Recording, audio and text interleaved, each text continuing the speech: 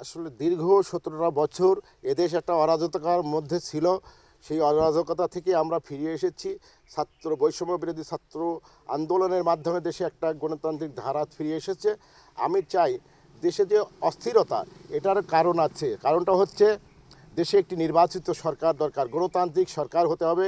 যে এই দেশে 17 বছর যেখানে ভোটাধিকার অধিকার থেকে মানুষ, নাগরিক, একজন সুনাগরিক তার অধিকার থেকে বঞ্চিত ছিল। নাগরিক যখন তার অধিকার ফিরে পাবে, একটা ভোটটা হলো তার নৈতিক দায়িত্ব, নাগরিক দায়িত্ব। এই ভোটটা দিয়ে আবার একটি জবাবদিহিমূলক একটা সরকার গঠন করতে হবে।